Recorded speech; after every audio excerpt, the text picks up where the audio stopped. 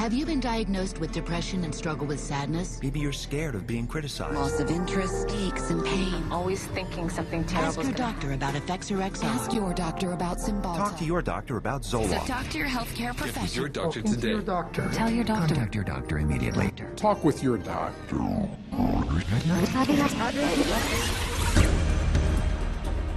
Há mais de 40 anos, os principais psiquiatras encontraram-se em Porto Rico para delinearem a sua visão do futuro.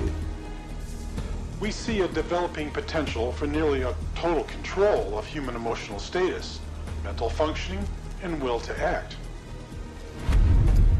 O seu plano: criar pelo ano 2000 uma variedade de psicotrópicos que regulem todos os aspectos do comportamento humano.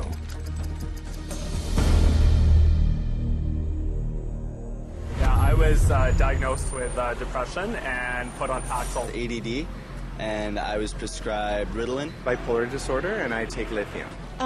Depression, Effexor, Lexapro. PTSD, Zoloft. I was on Paxil. When they placed me on Zoloft. They gave me Adderall. I was prescribed Siptamil. Tegretol. Lexapro. Risperdal. Stelazine. Adderall. Serta. Orazine. Vyvanse. Lorazepam. Effexor. Clonazepam. Ritalin. Dexamphetamine. Paxil. Cylert. Prozac. Adderall. Elavil. Depakote, Wellbutrin, Seroquel, etc., etc.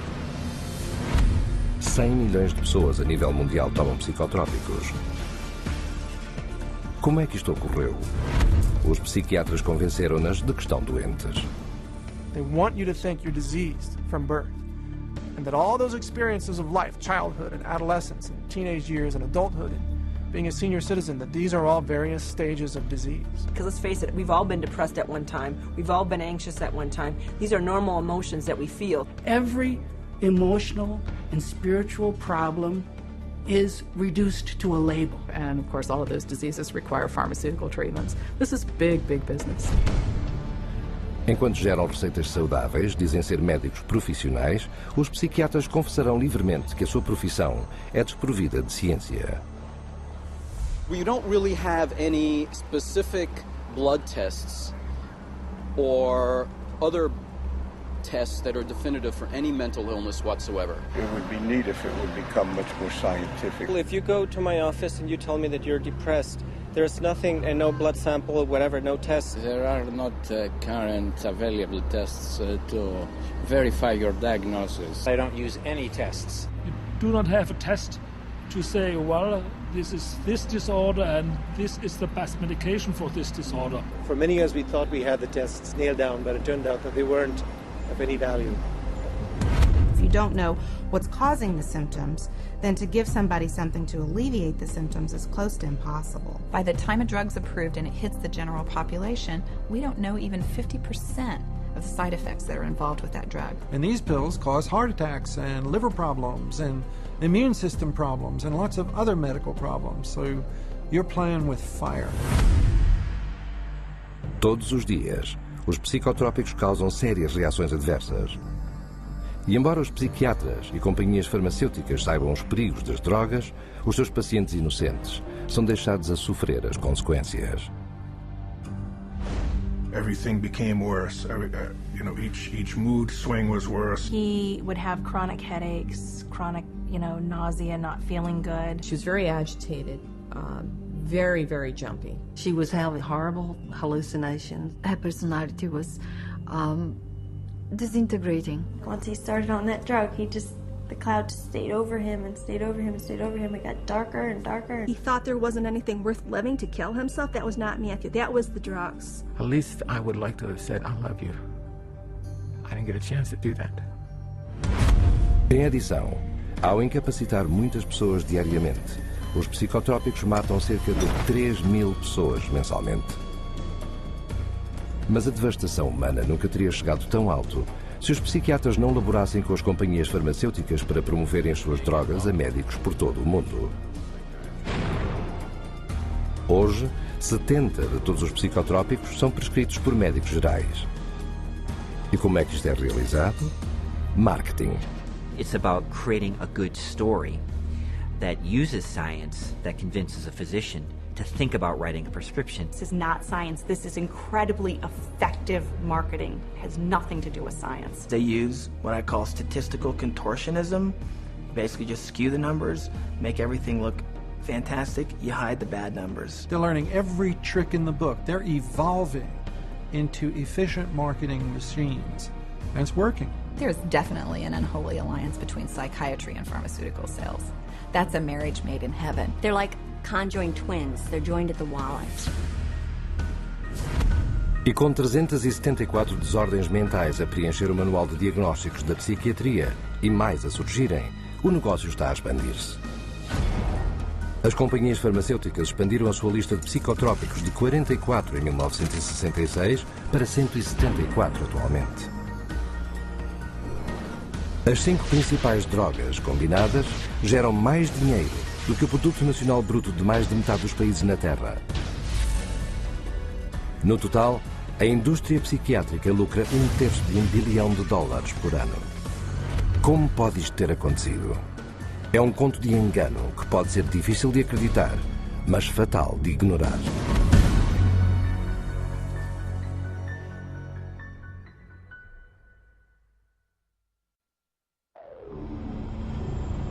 We took him to a psychiatrist, and within a matter of minutes, yeah, she's ADHD, and here's your drug. Went on the Medicaid, and 5 minutes later, he was on Zyprexa. He saw the psychiatrist and prescribed the medicine for 20 minutes. The guy didn't even look at her. He talked to her a little bit. Now, how can you tell if somebody's ADHD or not ADHD from just a few minutes talking to her? Next thing I know, I'm getting handed a handful of Xanax. That's how easy it is to get these drugs. Just so easy. It was just passed to me like candy. That simple.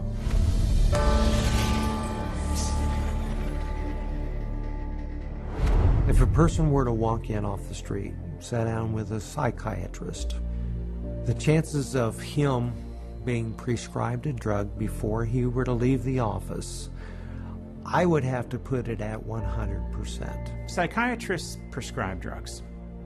They might have different ways of diagnosing, they might have different ways of interacting with a patient, but it's rare to find a psychiatrist that uses no drugs. The psychiatrists today are, in quotes, admitting they can't cure these mental illnesses, and they're therefore going to manage your illness by using a drug. 50 years ago, a person who was going through a divorce would have relied on family, friends, clergy, and even the family doctor to a certain extent for conversation to work through the issue. They certainly wouldn't have been medicated. Isso era antes da era das drogas psiquiátricas. Os psiquiatras, ao ocuparem o degrau mais baixo da profissão médica, trabalharam quase exclusivamente em instituições mentais. Sem curas, era impossível que alguma vez fossem respeitados pelo público e os seus colegas como médicos de verdade. Psychiatrists had for years been on the fringe of medicine. Typically, the standard doctor internist would have very low regard for psychiatrists because it was understood not to be a very clear science or art. Psychiatrists wanted to be viewed as physicians, as doctors, and in order to be viewed as physicians and doctors, the people they dealt with had to be viewed as patients. And if doctors dealt with diseases, then their patients had to be diseased. Psychiatrists had a wonderful opportunity, they felt, to become respected in the eyes of their peers.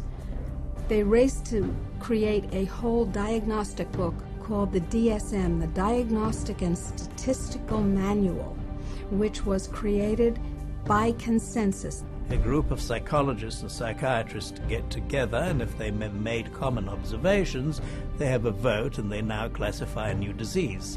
And they give it a number and it graduates into the DSM classification. And it's a dangerous book. It's a book that has many disorders that could apply to any one of us because the disorders are not real medical diseases. And it's things that apply to nearly all of us at times. Are you afraid of meeting new people? Are you afraid to speak in front of a large crowd of people?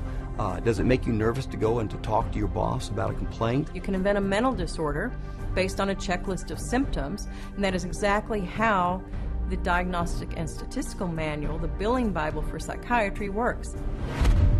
Desde a primeira edição do DSM em 1952, o número de diagnósticos tem crescido grandemente. De um livro pequeno com 130 páginas, a listar 106 pretensas desordens mentais, o DSM cresceu para um volume com 886 páginas. É só através do uso deste livro que os psiquiatras podem diagnosticar, drogar e faturar por serviços. De facto, a indústria psiquiátrica atualmente usa o DSM para recolher mais de 72 milhares de milhões de dólares em dinheiro de seguradoras privadas e governamentais.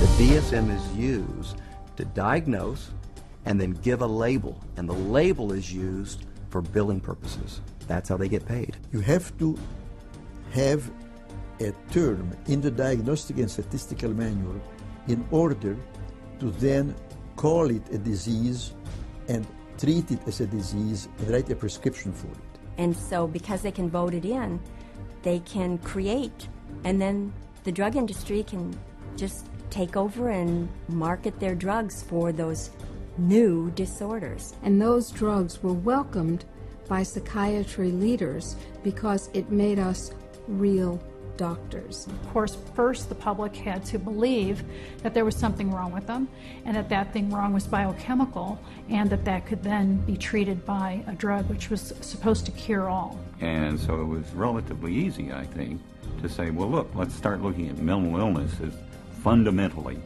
a matter of chemical imbalance in the brain. Chemical imbalance is a term that's used as a marketing ploy, as opposed to anything that there's scientific evidence to support. Nobody has yet measured, demonstrated, or created a test to show that somebody has a chemical imbalance in their brain.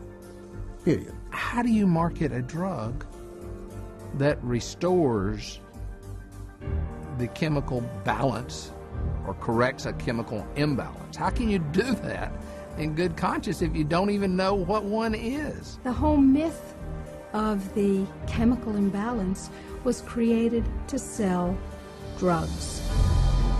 E enquanto os psiquiatras e companhias farmacêuticas têm estado a usar este mito para fazer milhares de milhões de dólares, movendo vastas quantidades de drogas psicotrópicas para os corpos de clientes inocentes, o público tem pagado o preço final.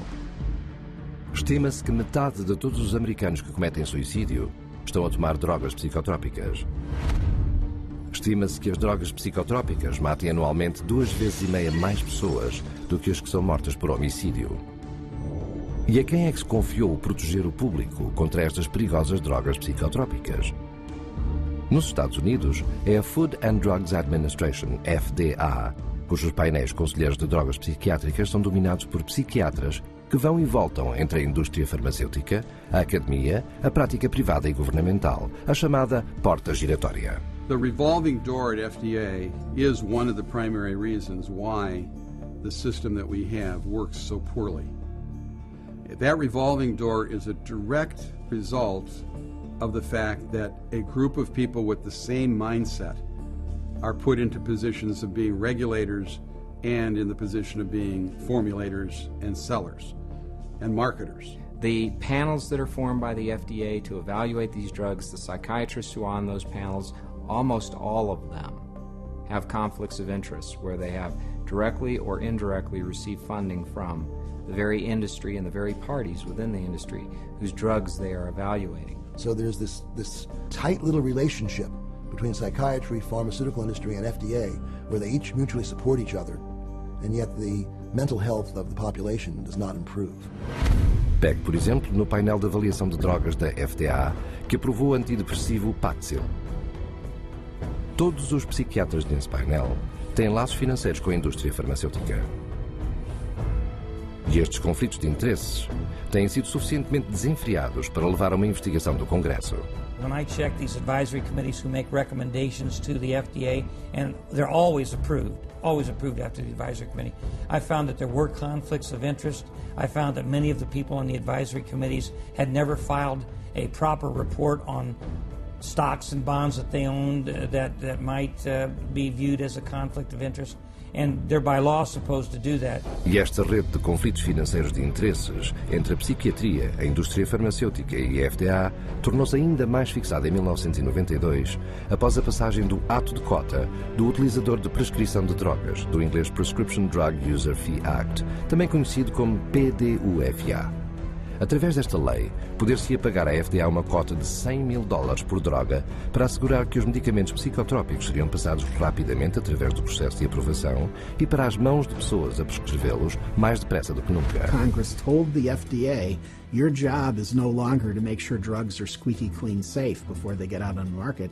Your job now is to hurry up and get new drugs on the market faster. It acted to set the priorities of the FDA, so that if there was a fee paid for a particular drug approval, it could be put on the fast track and rushed to market with less than the usual scrutiny that the FDA would give it. E esta linha rápida trocou a segurança por vendas. Desde a passagem da PDUFA, o tempo gasto na avaliação de drogas decaiu de quase 2 anos, em 1992, para apenas 6 meses, 4 anos mais tarde. Entretanto, o número de novas drogas lançadas para o público duplicou. Apesar da linha rápida ser desastrosa para a segurança do público, esta reúne grandes lucros para a psiquiatria e a indústria farmacêutica, porque quanto mais cedo uma droga for aprovada, mais depressa fará dinheiro. E é muito dinheiro. Diariamente, a média de drogas psicotrópicas gera mais de 7,7 milhões de dólares. Uma droga, Zyprexa, atinge quase 12 milhões de dólares diariamente. E apesar da FDA agora cobrar mais de $1 milhão por cada nova inscrição de drogas, a linha rápida farmacêutica não mostra quaisquer sinais de abrandamento.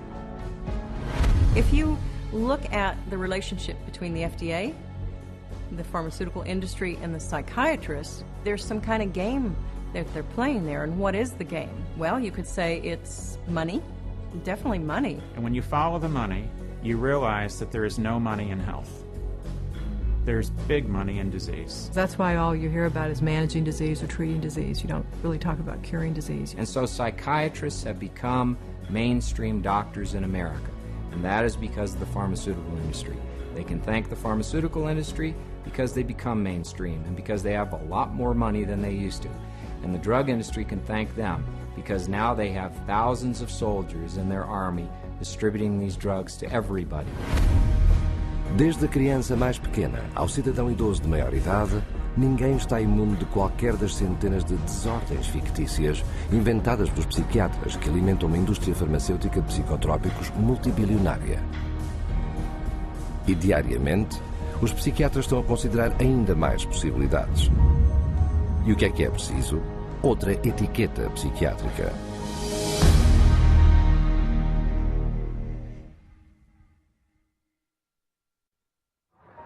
How many people do you know who have been diagnosed with a mental disorder? One. With a mental disorder? 2. I'm sure a couple. I know a few. About 3 or 4 personally. Probably 4. Half a dozen? I'll say about 9. At least a dozen. I'll bet I could count 15. 20 that I personally know. My oldest son is diagnosed. My mother was diagnosed. Kid from my childhood. My friend and ex-boyfriend. Just my grandfather and cousins. A friend of mine, friends. My sister, my neighbors. 2 friends. A girlfriend. A niece. 1 friend. My mother. All my friends, everybody I know.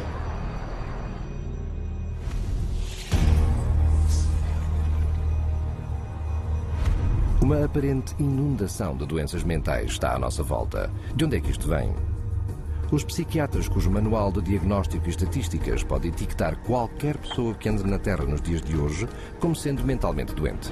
Psychiatrists, I believe, they look at every human being and they divide humans into 2 classes: clients and potential clients. We see this no more prevalent in any field than in the field of the mental disorders, where one disease after another is invented and then popularized and the public is made to worry about it. It's disease mongering. It's the selling of sickness. You know, sometimes it's a drug in search of a market, and it's giving public awareness to minor conditions with the ultimate goal is to sell more medications. It's not caring for people. When you run out of symptoms, you don't have any more clientele to market to. So you have to invent disease. And with psychiatric medications, you can invent diseases all day long. Look at human variation. Everyday things like shyness, sadness, or even situational depressions like grieving, postpartum depression, they all become studied, and prescriptions start to get written for these drugs. Before these drugs were introduced in the market, people who had these conditions would not have been given any drug at all. And so it is the branding of a disease, and it is the branding of a drug for the treatment of a disease that did not exist before the industry made the disease. Por exemplo, timidez. Uma situação comum na vida votada pelos psiquiatras para o seu manual de diagnósticos e estatísticas sob o nome de desordem de ansiedade social. You know, people are nervous. Well, they come up with, say, social anxiety disorder. SAD, they'll call it SAD. And the connotation is that everybody ought to be happy, and that here's a drug that can make you happy. So that a common occurrence, which is every now and again everybody's sad, we ought to be treating with a drug. Well, then they'll get this PR firm to drum up business for this. They'll put out all these studies that find, you know, there's so many people afflicted with this SAD, you know, and they'll start putting it in magazines, they'll start putting it on TV, they'll start a patient advocacy group that say, you know, that we're all affected by this, and then they'll come out with Paxil works for this. So they go to the FDA and they said, well, we ran this study and this works for this new invented disorder. And that is SAD, social anxiety disorder. And millions of people suffer from it. And it's purely fictional. It's a normal human emotion that everybody experiences at certain times or another, but they make it into a disease. Paxil, once it got approved by the FDA as the first antidepressant to be used for social anxiety, it took off huge. And it just moved from number 3 in the market amongst its peer drugs to number 1 in the market. A desordem de ansiedade social é só mais uma das muitas desordens psiquiátricas inventadas que alimentam o crescimento da prescrição de drogas psicotrópicas. Psychiatrists work to promote what the latest disease is going to be. These days, bipolar is getting that same type of promotion. Everybody's being educated about their bipolar illness, when in fact, we know having emotional ups and downs is distinctly human. Now bipolar is thrown around like water. You've got bipolar, I have bipolar. I'm up today, I'm manic. If I go home tonight and I'm depressed because I'm tired, that shows I have bipolar disease. It's a lot of hokum. Yeah, I see a lot of things on television about bipolar. Bipolar? You know, they talk about bipolar a lot. My oldest son was diagnosed with bipolar. Bipolar, I've known a lot of bipolar. 2 friends from both of them were like diagnosed with bipolar. Some people I know that are bipolar. My neighbor, she was bipolar. I was diagnosed with bipolar. My mother had bipolar. He was actually bipolar.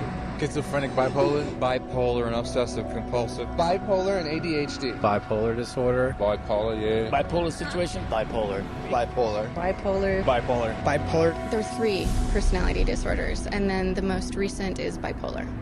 And that's just been in the past year. Liderando a popularização da desordem bipolar, especialmente nas crianças, está o psiquiatra Dr. Joseph Biederman, um orador pago, conselheiro e pesquisador para 25 companhias farmacêuticas diferentes. In 1996, the drug companies funneled all this money to this Dr. Biederman. He's well known. He's the one that came up and said that there's bipolar disorder in little kids. This was unheard of. There was no bipolar disorder in any kids. He came up with the study and published the articles out all over the world, and other doctors followed his lead, that bipolar is in little kids. Devido à constante promoção do Dr. Biederman e dos seus colegas, houve um aumento de 4000% do diagnóstico de bipolar nas crianças desde 1994. Enquanto o número de antipsicóticos que lhes foram prescritos aumentou 5 vezes para cerca de 2,5 milhões de prescrições. Em 2008, o Dr. Biederman foi exposto por uma investigação do Senado por falhar em reportar 1,6 milhões de dólares em receitas pessoais de companhias farmacêuticas. Mas o prejuízo fora feito. Devido à moda bipolar criada pelo Dr. Biederman, os antipsicóticos, algumas das mais perigosas drogas psicotrópicas a serem prescritas, são as drogas de escolha da psiquiatria. Os 3 antipsicóticos que mais vendem, juntos, geram $25 mil a cada minuto. E não importa quão grande a indústria de drogas psicotrópicas seja, os psiquiatras estão a trabalhar arduamente para providenciar os diagnósticos para a fazer ainda maior. Let's say this is the pie right here of a certain class of medications, and this is a pretty profitable pie, and everybody wants a piece of that pie. But what would happen if we made that pie even bigger? And how you make the pie even bigger is by expanding the uses for those drugs. They've already got a drug that's approved on the shelf. They can just pull it off the shelf, rename it, repackage it, and say, look, we've got a new drug for a new illness. When Prozac's patent ran out, that Eli Lilly had to look for a new source of profits. So all they did was change the name of the drug from Prozac to Serafem, changed the color of the pill from green to pink, and marketed it for PMDD, which was newly introduced into this book. What it tells us is that if you can come up with a label, a diagnostic label for a drug, then you can sell it like hotcakes. It's a business model, and it's a billion-dollar business model, and it works, and it's going to keep continuing. Nos dias de hoje, qualquer pessoa pode estar a tomar uma droga psiquiátrica sem o saber, que tenha sido renomeada, voltada a empacotar e prescrita para propósitos não psiquiátricos. Ziban, prescrita como uma cura para o tabagismo, é na realidade o antidepressivo Wellbutrin. Cymbalta, uma droga psiquiátrica para a depressão e a ansiedade, é agora comercializada como Ientrev para a incontinência urinária. Os pesquisadores psiquiátricos estão a testar drogas psicotrópicas numa ampla variedade de condições, tais como obesidade, alcoolismo, vício do jogo, calores, herpes, náuseas, comichões, tremores e queda de cabelo excessiva. É um comprimido para cada doença. E não se diz a praticamente ninguém o quão perigosas são as drogas psiquiátricas. As a chemist, I'm making these drugs. They're proving deadly in our labs, and they're proving deadly in other labs. Dangerous, ineffective, causing the exact same thing they're supposed to treat. How are they selling them? For anyone who's given a label of a psychotic illness, drugs seem to be the automatic choice of treatments as night follows day. That's all psychiatry does. It's dominated by psychopharmacologists who do nothing but manage symptoms by dispensing pills. That's it. And they don't work. But the fact that they don't work works to the advantage of the drug companies and the psychiatrists, which means that you're not cured, which means that you're a patient for life, you're a customer, you're a client for life. And the worse your health gets, the more drugs you need. It's a great deal for them. We should all be up in arms about the way we're being treated by psychiatry today. This is a very dangerous industry that has gone so far overboard in inventing fictitious diseases and drugging our children and our population that I consider it to be engaged in crimes against humanity. Com mais de 80 milhares de milhões de dólares anuais em orçamentos para drogas psiquiátricas em jogo, é impossível escapar à saturação de doenças psiquiátricas vendidas na sociedade atual. Mas por detrás do marketing, os clientes psiquiátricos ficariam chocados ao saber como é que estas drogas são testadas. E são seguras?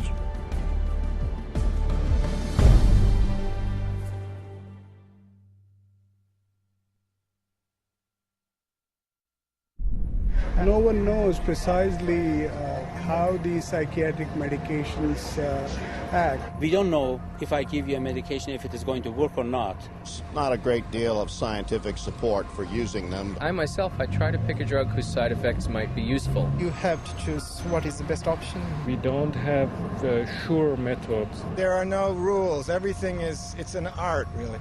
I would say it's a trial and error. Often it's trial and error. It's a kind of a trial and error. It's trial and error. Some degree of trial and error, I guess. You never know if it's the right drug. It's a much more complex subject. There's always going to be huge surprises, and that's what makes it so difficult. The best psychiatrists in the world will mess up all the time.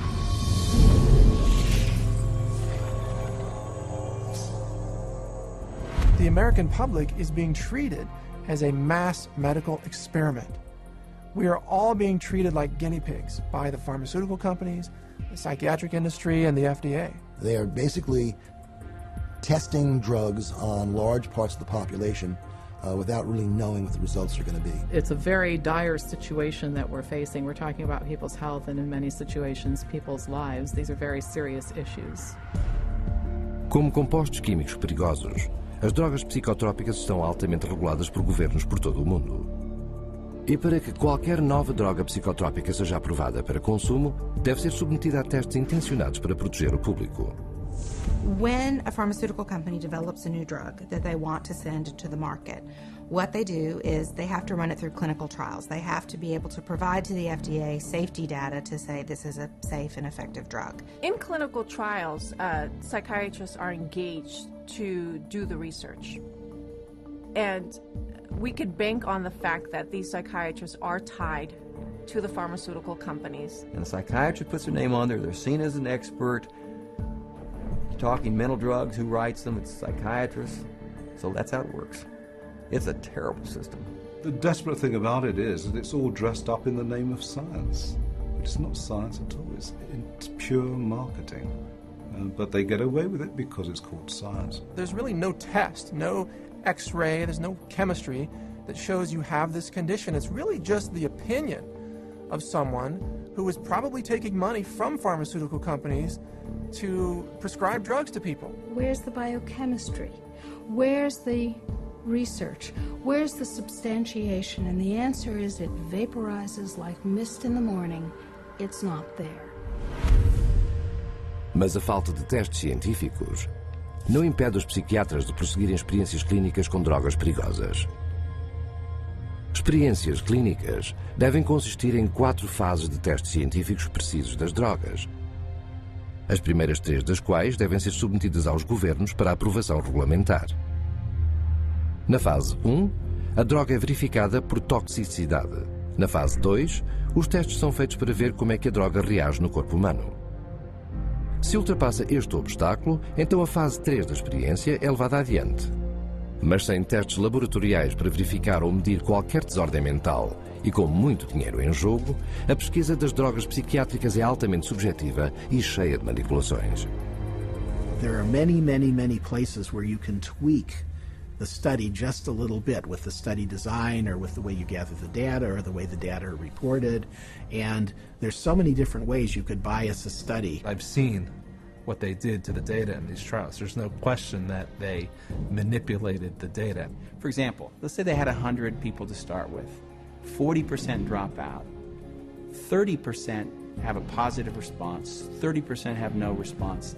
They then say that they have a 50% response rate, when in fact, most of us would say it's a 30% response rate because only 30 out of the original 100 really responded. And so you can see that that's a little bit of a manipulation of the research data. When they design drug studies, they're only looking at the one thing they want to see. And they don't report all the other things that are happening. Por exemplo, o antidepressivo Cymbalta. Lilly, I believe, in February of 2004, did a clinical trial study. The people in this clinical trial did not have symptoms of depression. And in that clinical trial, there were 11 attempted suicides and 4 suicides completed. One of which was Tracy Johnson, 19-year-old college girl. She did not have any symptoms of depression, and yet this drug pushed her to commit suicide by hanging herself. That shoots the theory down that they say that, people get suicidal because of the, underlying illness that people kill themselves, that these weren't suicidal people to begin with. These weren't depressed at all. These were healthy people. Uma grande quantidade de cobertura dos meios de comunicação seguiu-se. Mas os psiquiatras no painel de avaliação de drogas da FDA escolheram ignorar a morte e passaram a aprovar Cymbalta no mês de agosto seguinte. One of the reasons why we have underestimated the potential of some psychiatric antidepressant drugs to actually trigger a suicidal kind of behavior in people is because the people who designed the research study didn't include in the research questionnaire the suicidal behavior.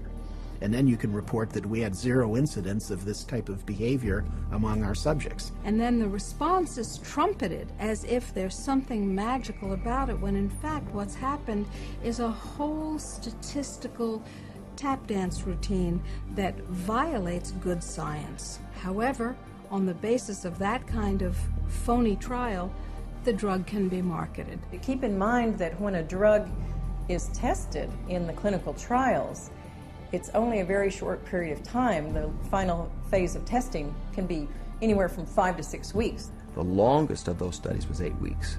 The shortest was 4 weeks. So these are not long-term studies. I think most physicians and most people taking the drugs assume they're long-term, 1 year, 2 years, 3 year studies. They're not. They're very, very short studies.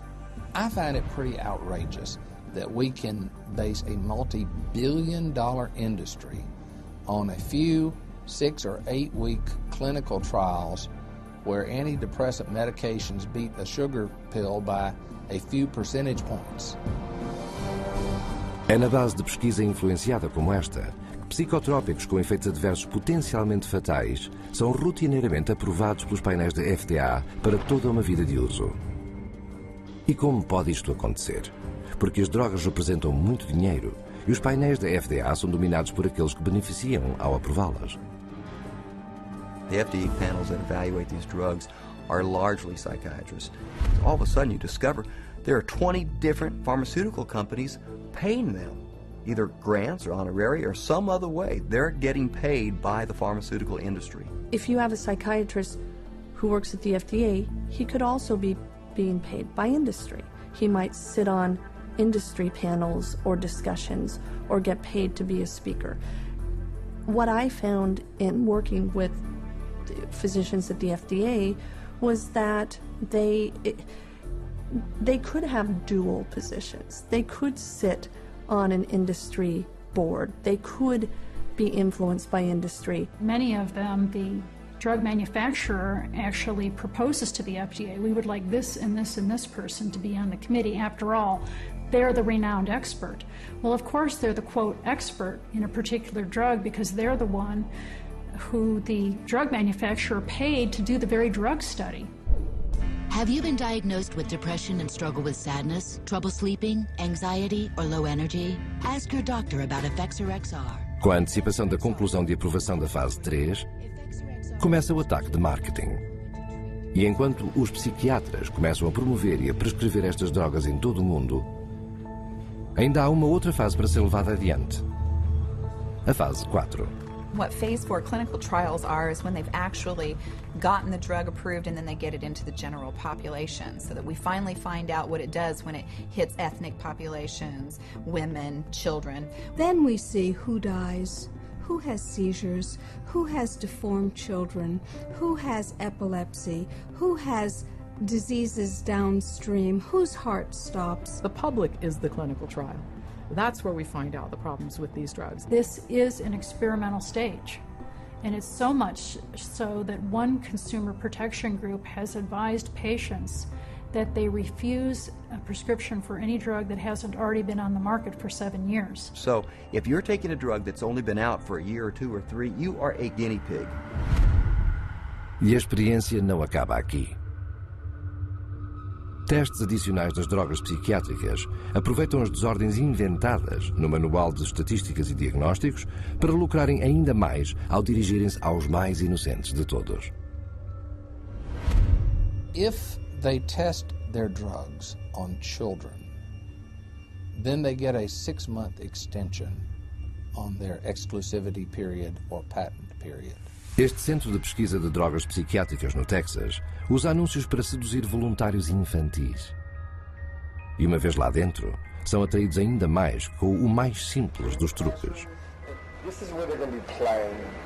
We have Game Boys, we have Xbox, we have 5 TVs. They come in here and they help themselves to crackers, cookies, free candy, free crackers. Everything is paid for. You don't pay for anything. Mas estas regalias são apenas engodo para persuadir as crianças a ingerirem poderosas drogas psiquiátricas, conhecidas por causarem suicídio e violência no seu grupo etário. These are drugs that would cost maybe several $100s a month in a pharmacy. They actually are getting them free in research.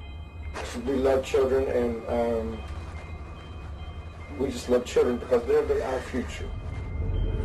By conducting those tests on children, they get a financial incentive that's worth over $1 billion. Those are the facts. You make of them what you will. Com este tipo de dinheiro em jogo, A experimentação de drogas psicotrópicas em crianças ocorre desenfreadamente. Com 323 estudos completados ou a serem trabalhados, incluindo uma experiência de 2003, que testou crianças num antidepressivo para tratar a desordem disfórica pré-menstrual. Those drugs which are barely more effective than placebos often have huge side effects, which are dangerous and even deadly to people. Families don't know the risk. If they actually were aware of the risk and believed it, no one would take that risk. The psychiatrist would never, she didn't say one word to me about what was going to be the effects of the drugs. No side effects listed, no. Well, let's sit down, we have to talk about this. At that point in time, he said, well, this doesn't have that type of reaction on any children, you know, that it's very safe. If he had told me then what I know now about it, I never would have taken it. She said, oh, Beth must have been on Paxil. That's the only way she would kill herself. And I said, well, what is this? How do people know this? I didn't know anybody would know something like that. And we went on the internet, and all of a sudden you find out it's not uncommon. But it's not uncommon for people to become psychotic on these drugs.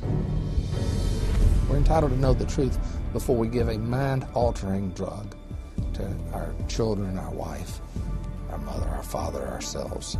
We don't really know what they're doing. That's what scares me. It's all made-up theory. There are no facts about what these drugs really do. And if someone said, well, we don't know what this is going to do to you, good or bad, would you take that medication? Now that is not the practice of medicine. That's the practice of marketing. And this practice of marketing is taking lives. And the poor patient doesn't even know it. Mas no experimentar e comercializar de drogas psicotrópicas, o dinheiro vence a segurança. As 10 drogas psicotrópicas mais prescritas geram mais de 26,5 milhares de milhões de dólares anualmente. Mais do dobro do valor do novo dinheiro posto em circulação anualmente pela Casa da Moeda dos Estados Unidos. Mas para fazer este tipo de dinheiro, os psiquiatras primeiro têm de convencer o segmento de mercado mais importante de todos, aqueles com o poder de prescrição. The psychiatrists specifically, they're just kind of working as sales agents for the pharmaceutical companies. There's nothing like another doctor touting the benefits of your drug to drive market share. They're an extended part of the marketing arm of these companies. Medications play a primary role. We give drugs. Medication is a must. There's a lot of new medications. There are medications available for treating GAD. Medications to use for PTSD. Antipsychotic medications. Atypical antipsychotics. Benzodiazepines. Stimulants. Antidepressant medications. MAOIs. Amphetamines. Anticonvulsant medications. Once the medications have been balanced out, then we move on to a combination of 3 medicines. There's no absolute limit that is set for the number of medications. There are so many choices. Apparently, we're willing to try almost anything.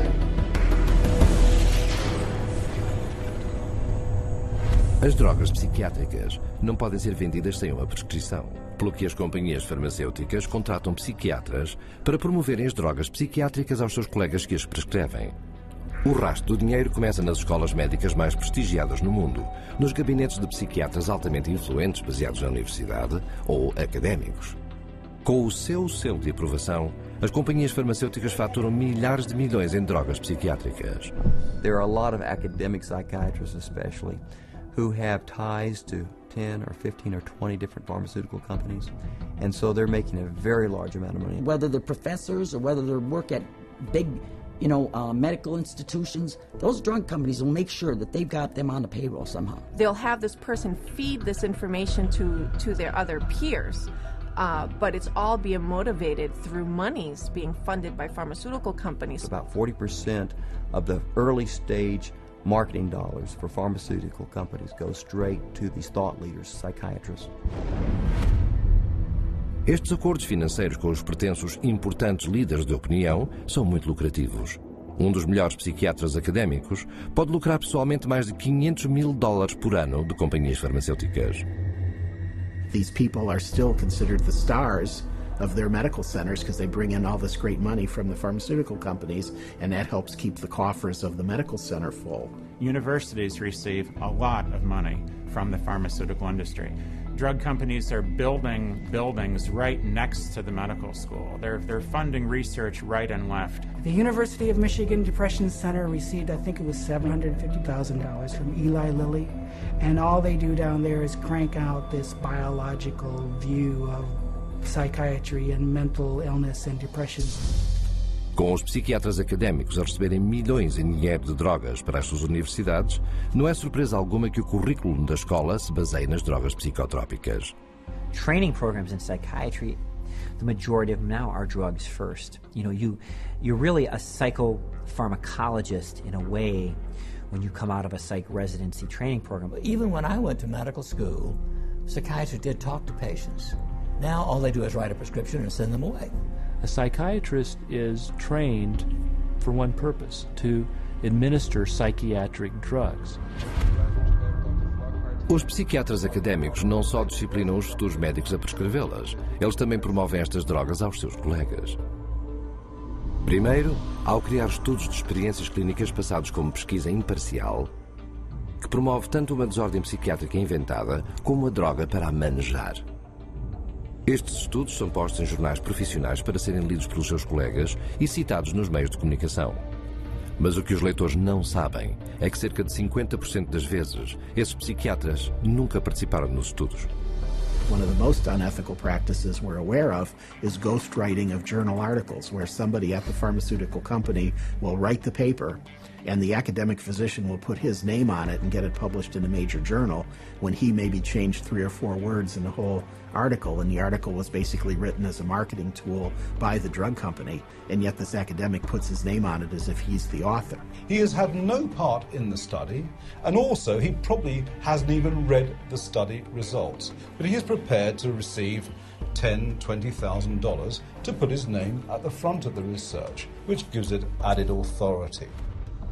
Escrever em nome de outra pessoa é tão comum que mesmo o psiquiatra que dirige o Departamento de Avaliação das Drogas Psiquiátricas na FDA anexou o seu nome aos que escrevem artigos em nome de outras pessoas. The average physician picks that up and reads it. He believes it. And it's not a mystery that he would believe it. It seems reasonable that it's in black and white, it's in a good journal, it's in the New England Journal of Medicine, it must be true. Estes jornais são frequentemente enviados gratuitamente a psiquiatras e médicos sob o disfarce de pesquisa médica legítima. E por que é que são gratuitos?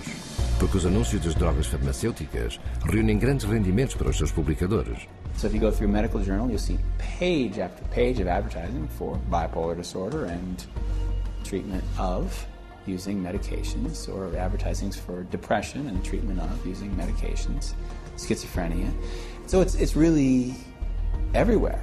I remember just a couple of years ago, the first time I opened the journal from the American Psychological Association called the APA Monitor, and there was a multi-page ad, high gloss, very expensive, for Concerta, which is time-release Ritalin.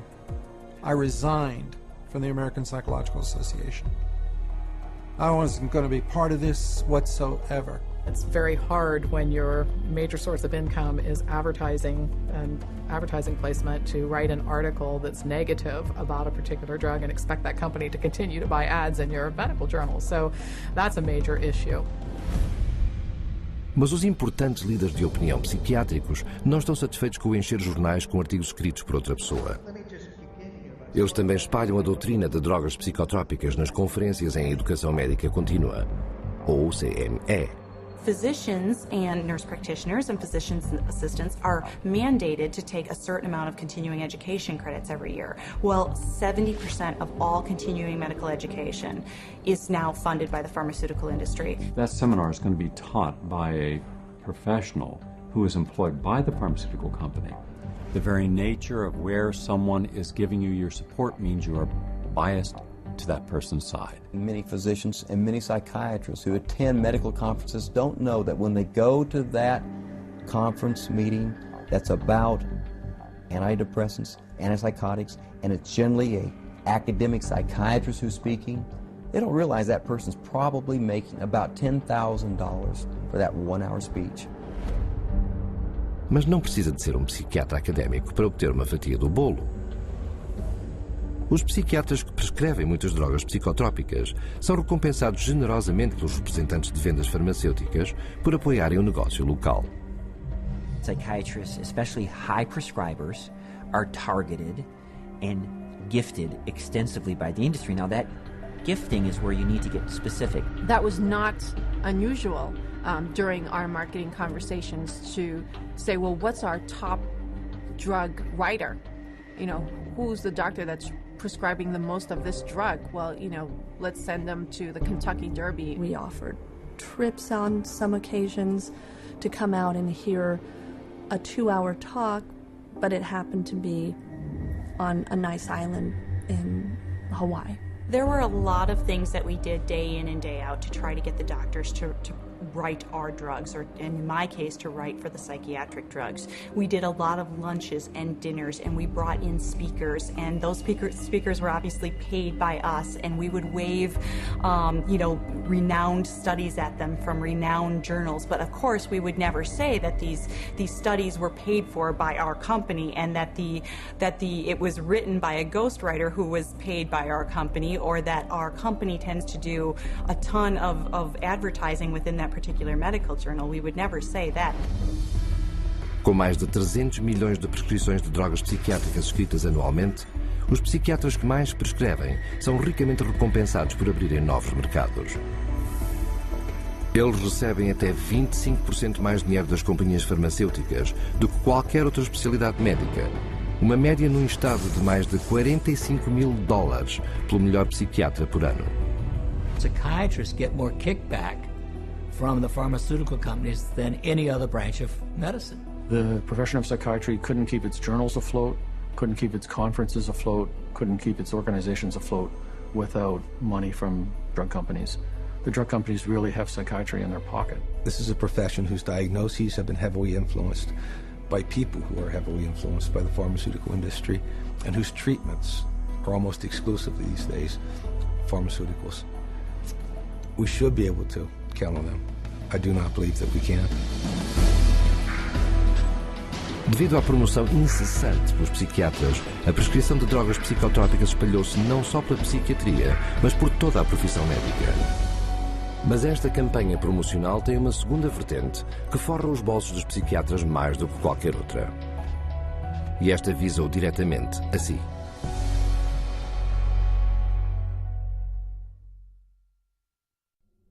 Abilify helps control symptoms of bipolar mania. Ask your doctor about Effexor XR. Paxil, the most prescribed medication of its kind. Prozac Weekly is here. Zoloft, a prescription. Sarafem. PMDD.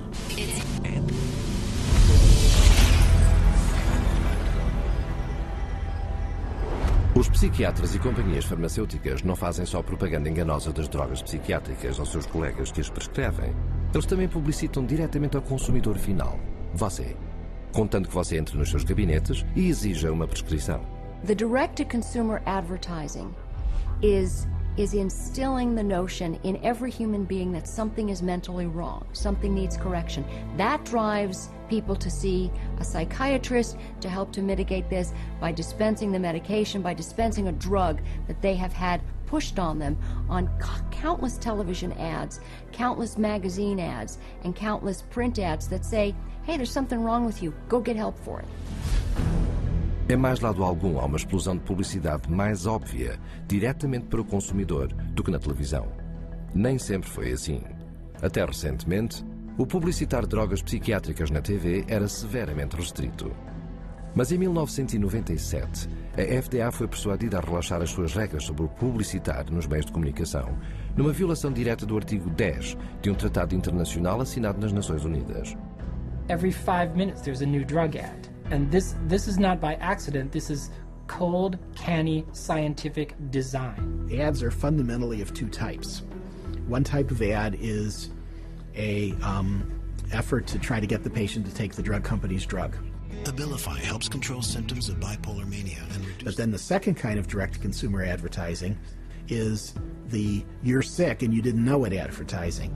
You could be suffering from generalized anxiety disorder. Because they want to create sales, so what they're going to do is tell people, do you have these symptoms? Do you have this disease? Do you have this particular condition? But they hit it so hard on television that people say, ask your doctor, ask your doctor. Every commercial is a referral to the doctor. See, they're working for each other. Ask your doctor about Cymbalta. Depression hurts. Cymbalta can help. I can go to my doctor and say, here are my symptoms, and walk out with the prescription I want. I can ask for a drug by name, and most of the time I'll be given the drug. So basically I'm my own doctor. The industry defends what it's doing by saying this is some kind of public health education campaign. And I'm sorry, I think if you go to an advertising agency, you're advertising. Desde o início, o publicitar drogas psiquiátricas na televisão tem sido extremamente bem sucedido. Só nos primeiros 3 anos, as vendas das drogas psiquiátricas aumentaram em 250%. Com as receitas a atingirem agora níveis recorde, a indústria farmacêutica gasta 2,9 milhares de milhões de dólares anualmente só na propaganda televisiva. E uma vez que isto conduz pessoas para os gabinetes dos psiquiatras, elas podem ser viciadas a usar outra estratégia de marketing, amostras gratuitas. The industry is willing to give out millions of dollars worth of free samples because it generates billions of dollars in sales. You want a prescription and you want Prozac written forever as a maintenance therapy. So you establish that with some free Prozac up front. Here, take this sample, it doesn't cost you anything, and then if you like it or if it seems to work, then we'll make a prescription, but you're going to have to pay for that prescription. The sample is free. So it's really a marketing technique. They got a cash cow. Zero refill means you've got to go back to the doctor for another consultation, for another subscription, and it just goes forever. This is business. This is money. Algum marketing diretamente ao consumidor está camuflado como informação pública. Os psiquiatras aparecem regularmente nos meios de comunicação a avisar o público sobre as últimas epidemias de doenças mentais e a vender os seus últimos avanços. Eles escrevem artigos colocados nos jornais e revistas que levam adiante as suas campanhas de consciencialização da saúde mental. Mesmo grupos de advocacia dos pacientes que dizem oferecer informação imparcial sobre as drogas psiquiátricas são, afinal, após uma inspeção mais restrita, grupos dianteiros geridos por psiquiatras e financiados pela indústria farmacêutica. They were started specifically by the industry themselves, and the public isn't informed of that. And it's basically a great big lie to the public that they think they're going to a charitable organization that has their best interest at heart. Por exemplo, Children and Adults with Attention Deficit Disorder, ou CHAD, o maior e mais bem financiado grupo dianteiro para os produtores de drogas estimulantes. Stephen Plog é um antigo executivo da CHAD. When I became the CHAD coordinator for Las Vegas, they gave me a manual, and in it said we want to provide unbiased information to help and support people who have ADD. For the next 30 days, we put 22 parents and their kids on a program with lab tests to find out what their causes were, eliminated their causes, they got prescription-free, medication-free, side-effect-free, and they got better with their self-esteem, and they became actually happier, healthier, and more successful.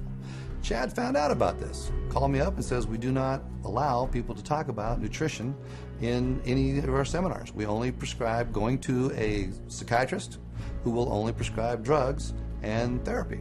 So they said you can no longer work with us, and they fired me for simply recommending that parents go get a lab test, find out what the causes are, and eliminate the causes. They do not allow that. They only allow medication and psychiatric treatment.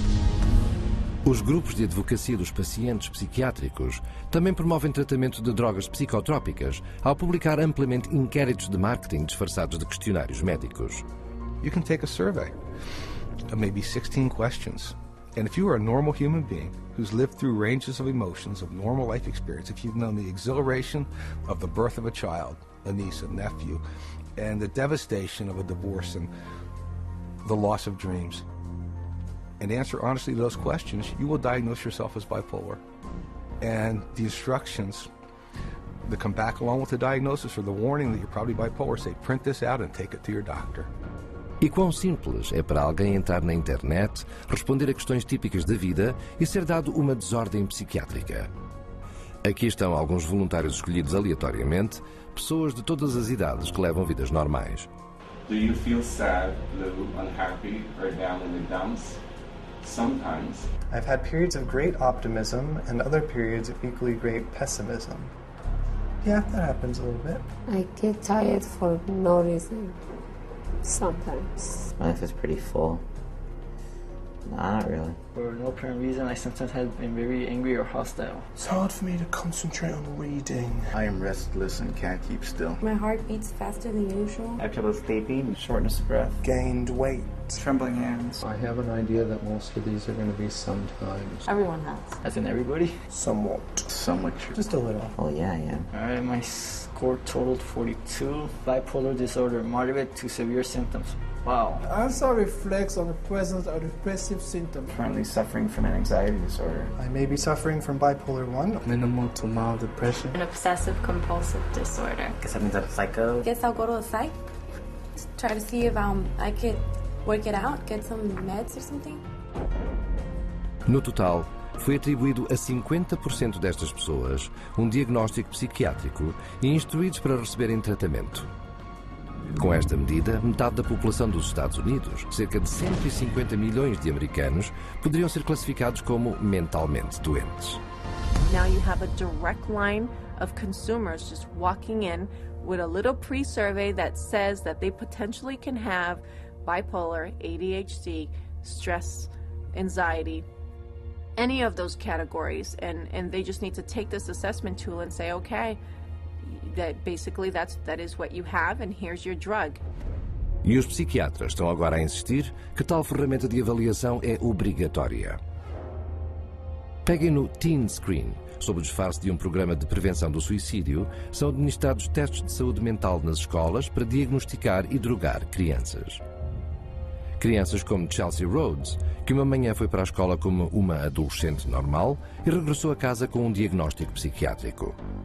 The Rhodes family in Indiana, their young girl went to school one day, and all of a sudden they told her they were taking her into her room, and they move her into her room and give her the 10-minute teen screen test. And shortly after taking the test, she's pulled aside in the hallway and she's told she has two problems, basically, two mental problems. One, obsessive compulsive disorder, and social anxiety disorder. Her parents were stunned, dumbfounded. They didn't know the teen screen was going to screen their child. They had not been asked permission. People at school had told her that she was mentally ill with these two conditions based off of a computer test that took her 10 minutes to answer. One of the questions was worded if Chelsea went out a lot. She answered no. We'd ask her why she answered that way. She said, because Mom, you and Dad don't allow us to go out on school nights. I have to be home to do my homework and take care of our household chores. The other question was, do you ever feel nervous or anxious when you're in front of a group of your friends or peers? Chelsea answered yes. She explained to us that because when she has to stand up in front of a group of people and give a book report in one of her classes, she's very nervous. You know, I'm 43 years old and I'm nervous in front of every one of you today, but that doesn't make me mentally ill. I absolutely believe that the survey for Teen Screen was intentionally structured to flag as many children as possible as having a possible mental health problem. E quem criou o Teen Screen e escreveu o seu inquérito? O Dr. David Schaffer, um psiquiatra com extensos laços à indústria farmacêutica. O questionário de Schaffer é tudo exceto científico. No estudo que ele mesmo conduziu, Schaffer admitiu que 84% de todos os estudantes tinham sido falsamente etiquetados como suicidas. Mas o que não foi admitido é o quão traumáticas as consequências podem ser. Alaya Gleason tinha apenas 11 anos quando preencheu um questionário na sua escola secundária no Texas. It was 7th grade, and they had all the girls go into the cafeteria because they said that a lot of girls have depression, so they was working on some depression screen. Next thing I know, there's those middle schools tell my husband now that CPS is there at the school taking Alaya because she's suicidal. I'm like, suicide? I'm not trying to kill myself. I love myself. I've always loved myself. So I don't know if she was eating at the school or they'd already taken her away. When they took Alaya, my girls and I, we didn't sleep for about a good 3 days. For the first 3 days, because my house was empty without her. And they was making me sign papers talking about if you don't take these medicines, you can't see your parents. So they was telling me, you know, if you take your medicine, you can see your parents. My daughter was on 22 different types of medication that this one psychiatrist gave her. They drugged me up so bad that they said they had to drag me. And I used to wonder how I got to my room. When I saw for myself what they were giving her and how much and how often, I just thought, they're going to kill this child. And the parents were helpless. Then after a while, that's when I was just like, I'm not about to take no more medicine until I call my parents. And then that's when they was like, okay, well, we're going to give it to you anyways. They restrained me and shot me up. I was in 4 points. They laid me out on my stomach with my feet like this and tied me up. One day, they must have put her in about 12 restraints in one day. They said I was restrained about 70 or 80 times. After a couple of months, they was like, you know, your parents don't want to see you. They don't want to talk to you or anything. So I was really hurt. We tried everything. Nobody we didn't know what hospital. We didn't even know where they taking her. After 2 weeks, you're supposed to hear, or you're supposed to be able to see your child. They didn't give me that.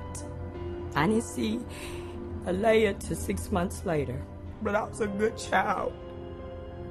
I didn't deserve for that. And it messed up a lot of things. To this day, I still wish that I could just go back and be like, man, you know what, I'm not even gonna take the test. I would always tell every parent I see, and they was asking me, don't do the team screening, because it will mess up your family. Os programas de questionários psiquiátricos, tais como estes, são rápidos a crescer. Só o Teen Screen está a examinar atualmente centenas de milhares de crianças escolares em mais de 500 escolas americanas, em 43 estados.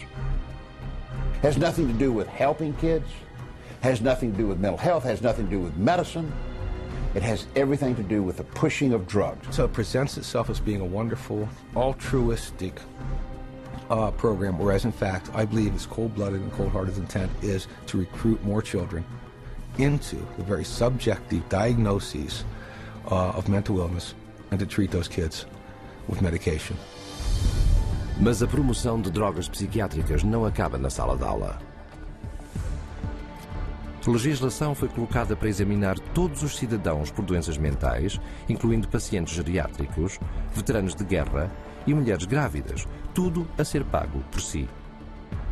Psychiatrists benefit from both ends, from the pharmaceutical end for being paid to write the prescription, and then from the patient for being there to receive the prescription. It's an industry that cannot allow the human condition to go unmedicated, and I think this is where the problem begins. If everybody considers themselves to be sick in some way or more than one way, and that the only control, the only hope for their happiness is to be on pills for the rest of their lives, that's the goal. The pharmaceuticals and the psychiatric community are in a cleanup, and that's what it's all about. It has nothing to do with helping our kids or, you know, their mental health. It's all about money. Atualmente, as companhias farmacêuticas gastam mais de 5,3 milhares de milhões de dólares em publicitar drogas psiquiátricas, quase 9 vezes mais do que a década passada. O resultado? As vendas de drogas psicotrópicas aumentaram para 80 milhares de milhões de dólares. E tudo enquanto os psiquiatras ignoram deliberadamente a vasta tragédia humana que estão a criar.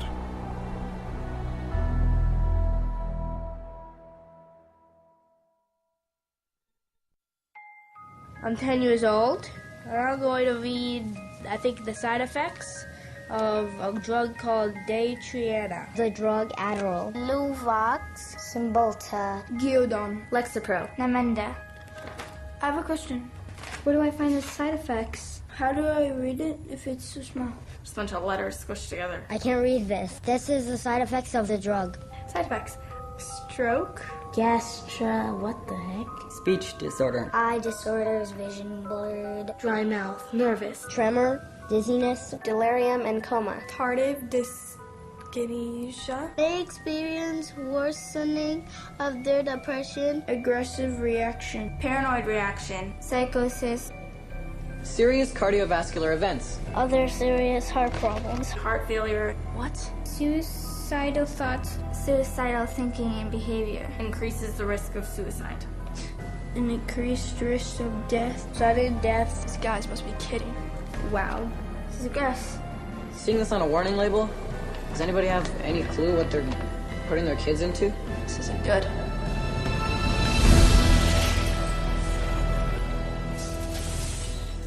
No drug has side effects. They're all effects. Side effect is just a way that doctors explain away the effects that they don't like or you won't like, but they're effects. These are the effects of these drugs. They're not just what might happen to you, they're what happen more often than not. We name them side effects because they're an unintended consequence. The antidepressant drugs not only don't make you happy, they have all kinds of negative effects on the system as a whole. These drugs are absorbed and distributed throughout your entire body, so they have side effects through all of your tissues and organs, including your liver and your kidneys and your nervous system. They destroy the brain, the neural net. They literally kill brain cells and cause all kinds of brain disorders. That's why we have they're not side effects, they're direct effects. Mas enquanto os psiquiatras continuam a minimizar a diversidade de riscos de saúde ao público, eles não têm problemas em admiti-los às nossas câmaras. I think I tell them the main side effects. I don't tell them every side effect because there are so many possible side effects. I would say the majority of patients experience some side effects. People get side effects to every medication you try. They all have side effects. All kinds of side effects. Lots of side effects. Physical feelings of sickness. Headaches, insomnia. So then they have a little trouble going to sleep. Drowsiness. Sedation is very frequent. Restlessness, appetite stimulation, neurologic side effects, tremor or muscle spasms, stiffness, weight gain, obesity, weight gain and stuff like that, decreased performance of sexual functioning. Sexual side effects can happen, sexual dysfunction, etc. I've never had anybody die or anything, but I've had people faint and stuff, and it's really sort of unpredictable. You name it, and it can be a side effect. E por que é que os psiquiatras não podem predizer que reações adversas terá? Porque nenhum deles sabe como é que as suas drogas funcionam. At least with street drugs, people know that they're dangerous, that they should be off of them. With pharmaceuticals, people are told they're safe to take every day. Mas longe de serem seguras, as drogas psicotrópicas são expostas cada vez mais como toxinas químicas com o poder de matar. Some of the side effects that have become of concern lately are suicide, increased risk of suicide, increased risk of homicide. These aren't people that were horribly depressed when they were given a drug. These are people who are given a drug for social anxiety or difficulty sleeping or mild depression and then become suicidal. And so when they become suicidal and they kill themselves, what the doctor does is go back and say, oh, well, it's because they were depressed. The label itself, the disorder, is what is blamed for the side effects. When in reality, it's the drug that is causing the side effect. It is the drug that is the problem. Drogas tais como os antidepressivos prescritos a Woody Witczak, que os tomou não para qualquer doença mental, mas para o ajudar a dormir. My husband and I, Tim, his nickname Woody, we were married just 2 months shy of 10 years, so we've had a long life together. And Woody was a guy who was healthy. He was a big runner. He's never had a history of depression or any other so-called mental illness. He was given Zoloft for insomnia. I find Woody one night completely sweat through his shirt in fetal position, kept going, Kim, you gotta help me. I don't know what's happening to me. It's like my head's outside my body looking in. Kim, help me, help me. We did breathing, listened to music, prayed, anything to calm him down from this head outside his body feeling. And a week later, he was found dead hanging. A guy who loved life. Os psiquiatras declaram que as suas drogas salvam vidas, mas de acordo com os seus próprios estudos, as drogas psicotrópicas duplicam o risco de suicídio, com um aumento de risco de quase 7 vezes. As a pharmacist who has been studying the problem for the past 7 years, I do see a glaring connection between the high use of these psychoactive substances and the rise of violence. If people knew that the mechanism was not known of these drugs, that they could cause, if there's a real chance for them to get a homicidal tendency or even suicide, if you take the drug, there's a chance you may want to kill yourself. And I could repeat probably a dozen other examples of significant self-inflicted harm or significant violence to others in patients who had never had that experience in their adult life. Pacientes tais como o avô Donald Shell, do Wyoming. Donald Shell was a man in his 60s, a gentleman, a family man, a funny man. He had had periodic episodes of depression, but never any real serious mental health issues, and became depressed, had a down period, went to a general practitioner and was given Paxil.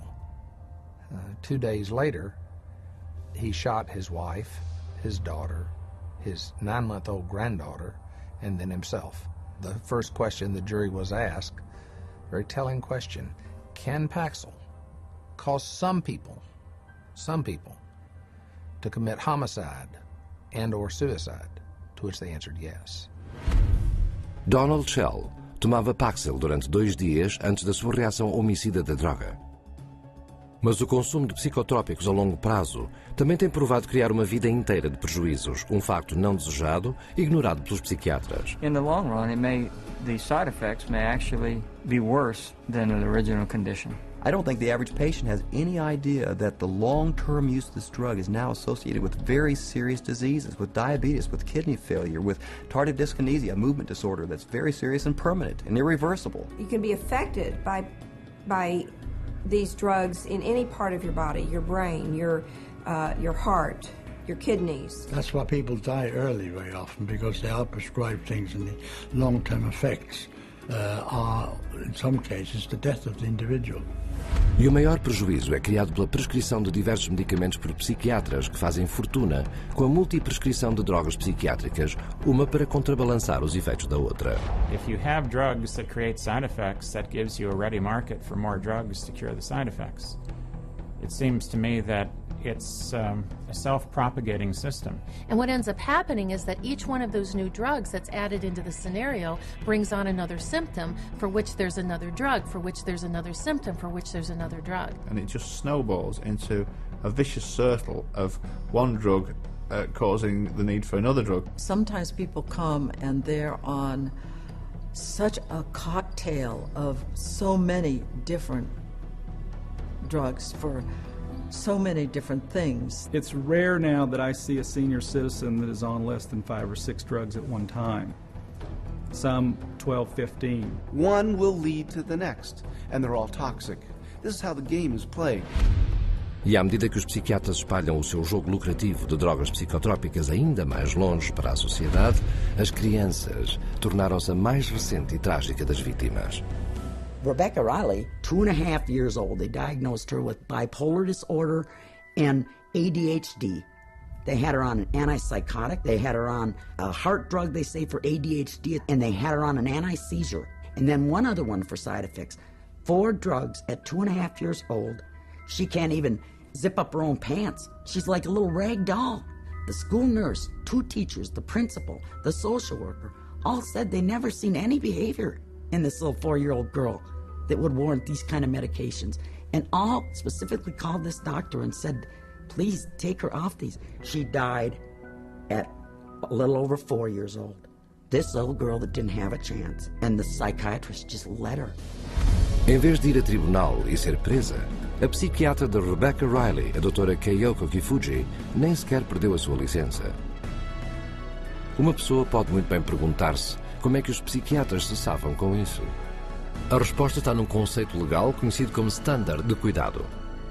The standard of care is based on what do other doctors do? What would a reasonable physician do in this situation? And the reality is that what most physicians do is prescribe medications. As long as they've done their paperwork properly and documented that this child had the symptoms that led them to this conclusion, they appear to be completely protected from any kind of a lawsuit as a result. The standard of care is what allows doctors to seriously injure or even kill a patient with total impunity. So the standard of care now has been implemented to where you can get away with, if you're a medical doctor, psychiatrist, you can get away with murder.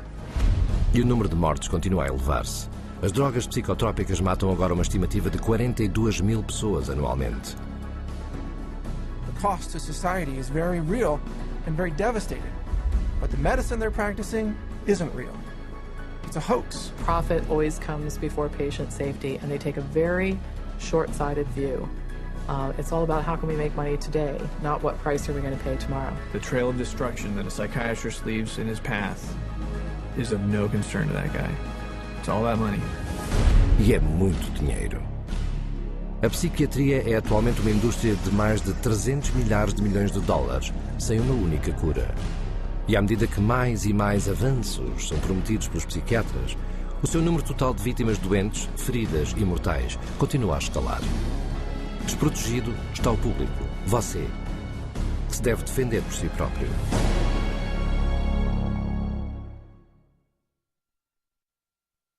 My wife and I are blessed. We have 7 children, and we love them all. They're all our favorites. Each child we have is our favorites. And Beth was extremely special. She was kind, generous. She had like a really sweet and caring personality. She had this beautiful smile, like an inviting. She could make friends with basically any stranger on the street and get a smile or a laugh out of them. Beth was having a hard time sleeping for maybe 4, 5, or 6 weeks. And so we said, Beth, you should go to the doctor and get something to help you sleep. He said, okay, well, I'll try to give you something to lessen your anxiety, and it should help you sleep. Within 5 minutes, a 5-minute visit, he prescribed her Paxil. When I first saw Beth right after she went on the Paxil, she was different. Like, I felt like she was drugged.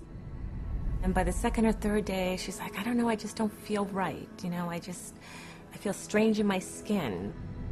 But after about 3 or 4 days, I remember that Beth was, at times, very different, like sullen, keeping to herself.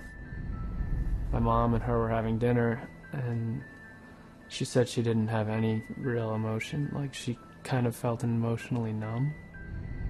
She was like a different person. Like, she just seemed like she was under the influence of something. She didn't seem like herself. She seemed like she was tripping out. I talked to her on the phone, and she told me she didn't want to be there. And I was like, why don't you be there? She's like, I just don't feel like myself. I just feel like crazy. I just don't feel right. I truly believe that she was hallucinating maybe and going in and out of this psychotic state at this point. It seemed like she was melting down, like emotionally. She was becoming worse every day. I said, are you suicidal? I actually asked her.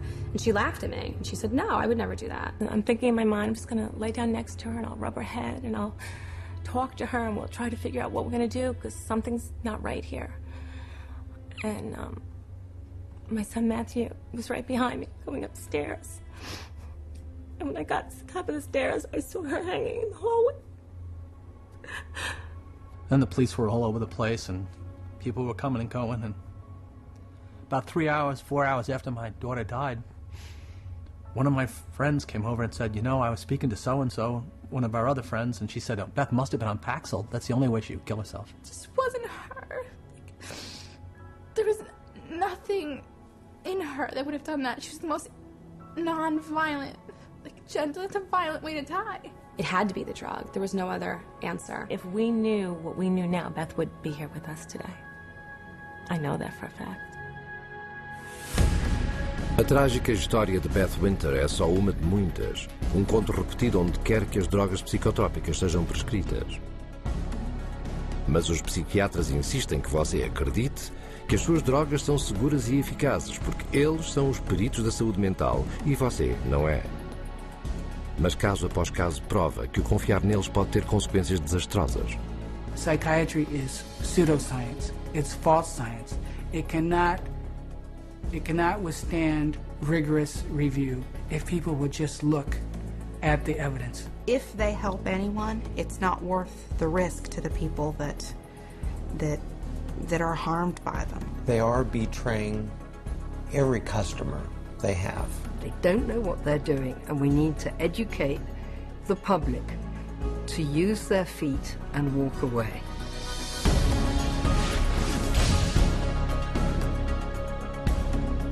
E como é que o público se pode tornar mais educado?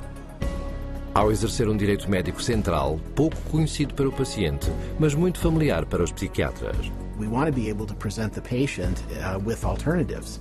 And one of the central ideas in ethics is informed consent. The components of informed consent are letting the person know, first of all, what the diagnosis is and what it's based on so that they can say, this is why we need to treat you. And secondly, what the treatment is. Every patient in the healthcare system has a right to informed consent.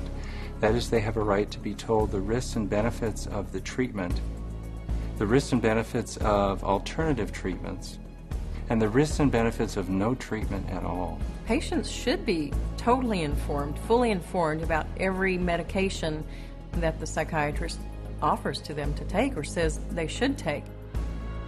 E estudos confirmam que o público está a ter pouquíssima informação completa e correta sobre as drogas psiquiátricas. Então, de que é que consistiria o consentimento informado, completo e correto das drogas psiquiátricas? Estes médicos e peritos têm uma larga experiência no assunto. O seu primeiro ponto.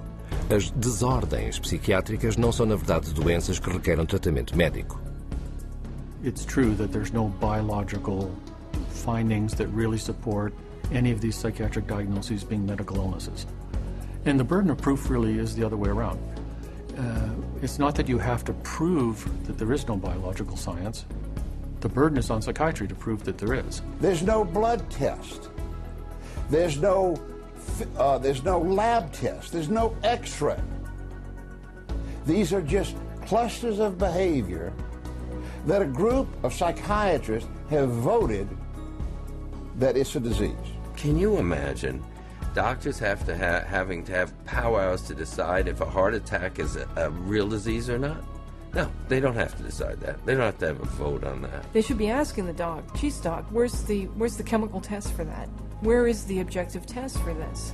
And I guarantee you that they'll be told, we don't have a chemical test for that. There is no such thing as a chemical imbalance. And any psychiatrist that you talk to, if you ask him this question, they'll all admit it in private, but they won't admit it in public. It's a scandal. So this is all subjective. Nothing objective about psychiatry. 2. Não há quaisquer provas científicas que as drogas psicotrópicas resolvem quaisquer problemas mentais.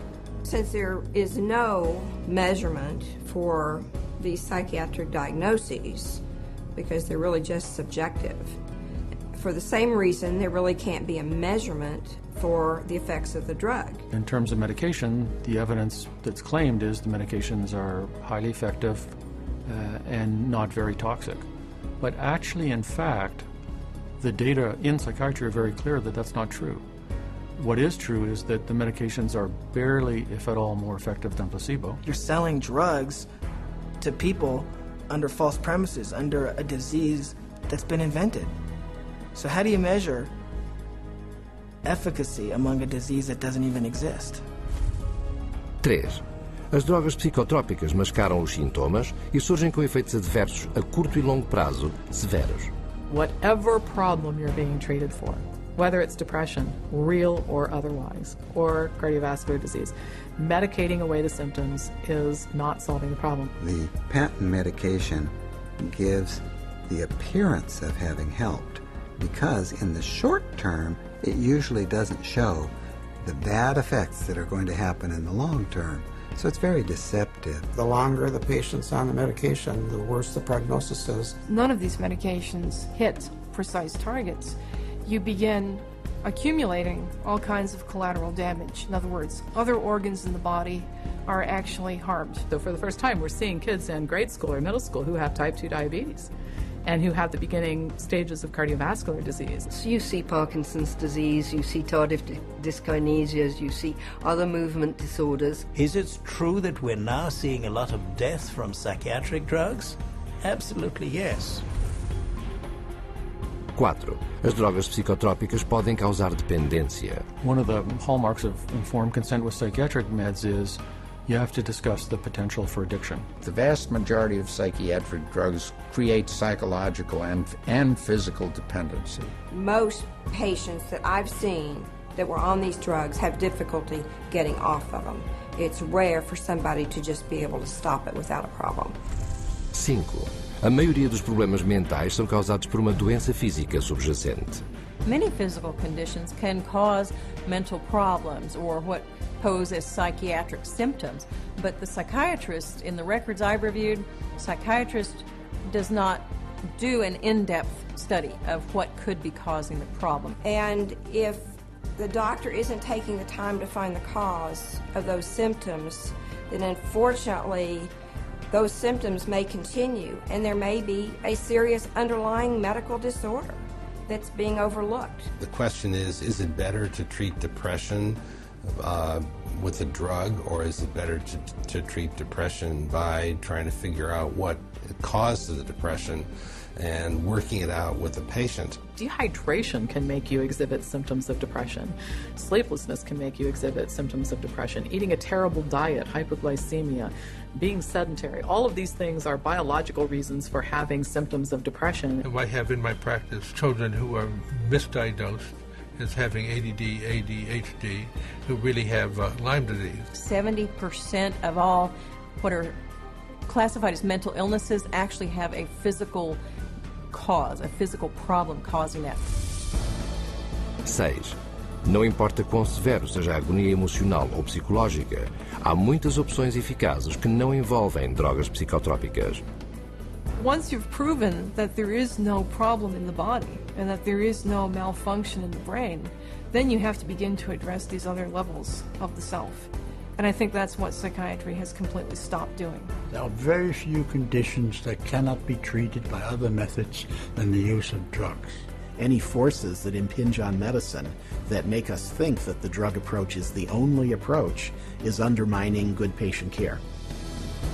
E porque a maioria das opções sem drogas raramente são mencionadas aos pacientes, o verdadeiro consentimento informado quase nunca é dado. When you get into informed consent, it's almost a responsibility of the patient to make an inquiry about the hazards of the drug and not rely on what the psychiatrist or physician tells them. We can't go in and abdicate our responsibility as consumers simply because somebody has an MD after their name or someone is a psychiatrist and we think they know more than we do. The best way to protect yourself is to educate yourself, is to ask questions not only of your doctor, but to do your own research. Don't be ignorant, be informed. Get information from as many places as you can. That's how you'll be an intelligent, skeptical consumer, and that's how you will protect the safety of yourself, your children, and your entire family from this industry of death known as modern psychiatry. E como a psiquiatria moderna introduziu-se por todo o mundo nos passados 50 anos, também as drogas psicotrópicas o fizeram. Mas há uma forma de expor este abuso médico. Ao relatar todas as queixas e reações adversas das drogas psiquiátricas à sua Agência Reguladora de Medicamentos Nacional. A MedWatch é o programa de relatórios federal nos Estados Unidos. MedWatch is a voluntary reporting system, a passive reporting system where doctors, patients, healthcare providers, pharmacists, anybody really can make a report saying that they think that what they experienced or what their patient experienced was an adverse drug effect. And this is what we call post-marketing surveillance. And this begins to get a look at what the side effects of long-term or chronic use of these drugs really is. The FDA admits that probably only 1% of all the adverse drug effects are actually reported by patients or physicians. É só através do relatar todas as reações adversas da droga que uma verdadeira escala de horrores das drogas psicotrópicas virá ao de cima. Você tem os factos. Partilhe este vídeo com o seu médico e não permita que você, os seus amigos ou entes queridos se tornem parte da próxima estatística no grande negócio das drogas psicotrópicas. Para descobrir mais sobre a psiquiatria e as drogas psicotrópicas ou para relatar um caso de abuso psiquiátrico, contacte a Comissão dos Cidadãos para os Direitos Humanos.